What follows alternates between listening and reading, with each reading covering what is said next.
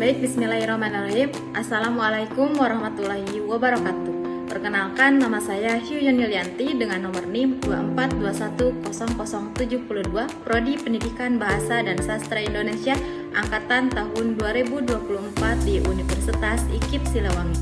Baik, di sini saya ditugaskan oleh Ibu Iriana Dwi Lestari MPD selaku dosen mata kuliah apresiasi dan kajian prosa untuk menstorytellingkan cerpen yang berjudul Dilarang Menyanyi di Kamar Mandi karya Seno Gumira Ajidarma. Mari kita tonton bersama-sama. Di sebuah gang kecil di tengah perkampungan padat, hiduplah seorang perempuan muda yang gemar menyanyi di kamar mandi, yaitu yang bernama Jus. Suaranya serak-serak basah. Setiap pagi dan sore nyanyian itu menggema, menembus tembok rumah warga satu persatu. Awalnya semua berjalan biasa saja, sampai suatu hari nyanyian itu membuat satu kampung menjadi heboh.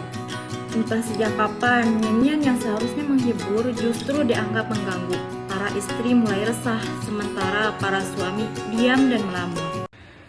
Pada suatu hari, ibu-ibu ke rumah Pak RT dengan nada marah dan ramai. Pak RT, gara-gara suara nyanyian itu suami kami jadi dingin di tempat tidur. Suaranya seksi sekali, Pak. Tolonglah larang dia untuk bernyanyi. Pak RT pun menjawab dengan nada sabar tapi bingung. Loh, dia hanya menyanyi di kamar mandi. Yang salah itu bukan dia, tapi imajinasi para suami ibu-ibu. Namun warga tak mau tahu, mereka ingin aturan bukan alasan. Akhirnya Pak RT pun mendatangi perempuan itu yang bernama Jus. Dan pada suatu hari Pak RT pun mengunjungi rumah Jus dengan nada sopan tapi gugup. Begini Nona, warga merasa terganggu dengan suara nyanyian itu. Bisa tolong dikurangi ya? Jus pun menjawab dengan nada lembut tapi menyindir halus. Jadi Pak RT, yang bermasalah itu saya? Atau pikiran para suami di gang ini? Baiklah Pak, saya usahakan agar mulut saya tidak mengeluarkan suara sedikit pun. Sejak hari itu tak terdengar lagi nyanyian dari kamar mandi di ujung gang. Warga merasa lega, tapi ternyata ketenangan itu semu. Hansi pun datang dengan nada tergesa dan polos. Pak RT, walau dia tak bernyanyi lagi, setiap kali terdengar bunyi biar-biur, para suami tetap membayangkan suara serak-serak basah itu. Lucu tapi menyedihkan. Masalahnya bukan pada suara, melainkan pada kepala dan pikiran mereka sendiri.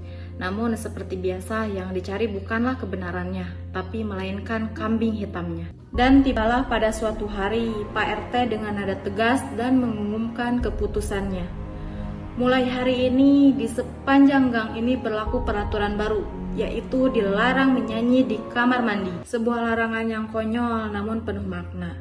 Seno Gumira Ajidarma melalui cerpen ini menyindir cara berpikir masyarakat yang sering menilai orang lain tanpa pernah menerbitkan pikirannya sendiri.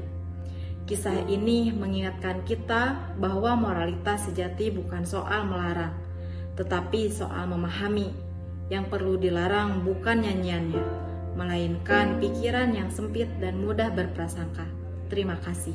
Demikian kisah yang sudah saya bawakan yang berjudul Dilarang Menyanyi di Kamar Mandi karya Seno Gumira Ajidarma.